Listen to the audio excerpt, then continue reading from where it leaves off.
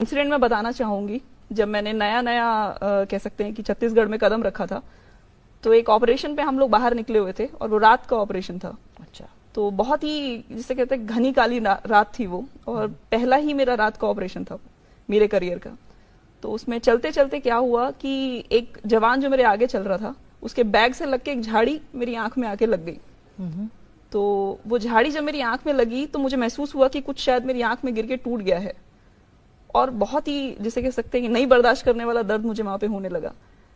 पर बात ये थी कि बहुत रात थी और हम लोग एक ऑपरेशन में बैठे हुए हैं, तो आप नहीं चिल्ला सकते हैं, आप ना ही टॉर्च जला कर ये देख सकते हैं कि आपके साथ क्या हो रहा है। तो आपको सुबह होने का इंतजार करना पड़ेगा।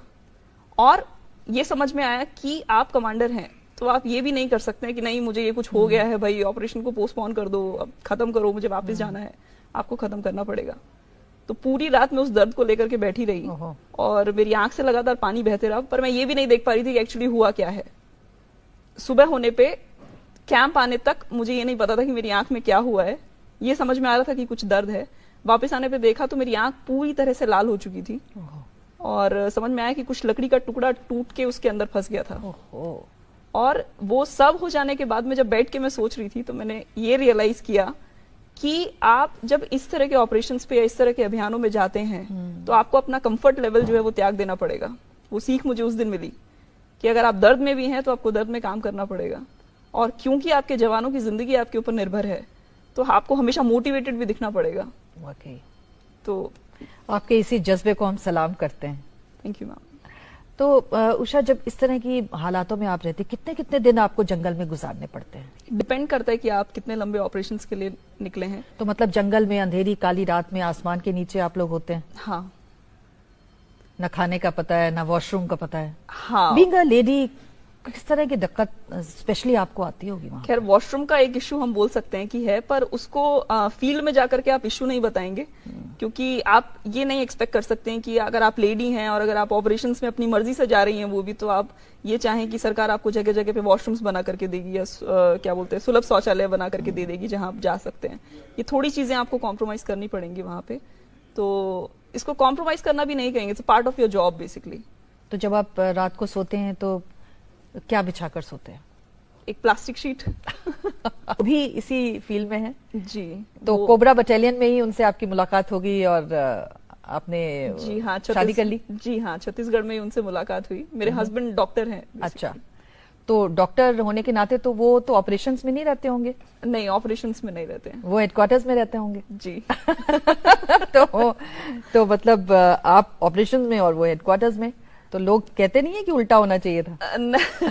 लोग एक्चुअली कहते हैं कि थोड़ा ये रोल रिवर्सल हो गया है। हाँ। क्योंकि और इसके पीछे एक बहुत बड़ा रीजन ये भी है कि लोग इमेजिन नहीं करते कि लड़की जो है वो डॉक्टर या टीचर बनने को छोड़ करके कुछ और भी कर सकती है। हाँ। तो अब लड़की ऐसे फौजी वर्दी पहन करके बाहर निकल गई है, तो ये तो बड़ा ही अजीब सी बात है, ये कैसे हो सकता है? हाँ। और वो भी एक डॉक्टर ने उससे शादी कर ली। हाँ। तो डॉक्टर तो हमेशा डॉक्टर ढूंढेगा ना, वो क्यों ऐसी लड़की से शादी करेगा? हाँ। तो ऐसे है।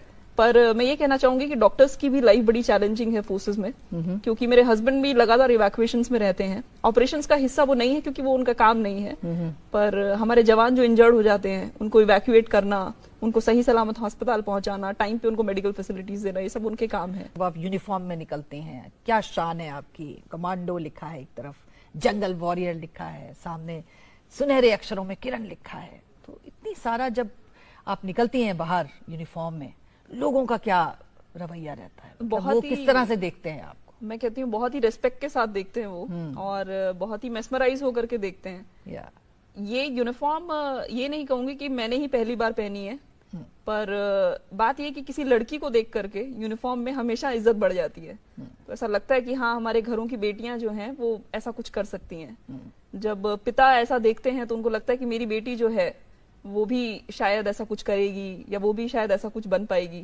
मैं देखती हूँ माओं को जब वो कहती हैं कि बेटा आपके साथ एक सेल्फी लेना है, अपनी बेटी को दिखाना है। तो बेसिकली यही है कि अगर आप अपनी वर्दी से एक भी आदमी को इंस्पायर, एक भी इंसान को इंस्पायर कर पाते हैं फोर्स में आने के लिए, तो मुझे लगता है कि वर्दी का जो ये उद्देश्य है वो पूरा हो जाता है। मैं इसी बात पे आना चाह रही थी कि बहुत सारी महिलाएं और लड़कियां हमारे प्रोग्राम को देख रही हैं।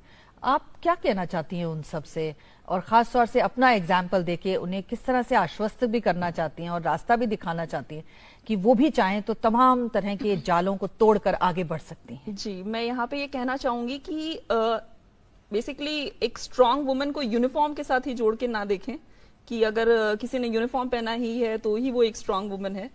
कोई भी लड़की जो अपने पैशन को फॉलो कर रही है वो एक, मैं कहूंगी, एक स्ट्रांग वुमन है वो।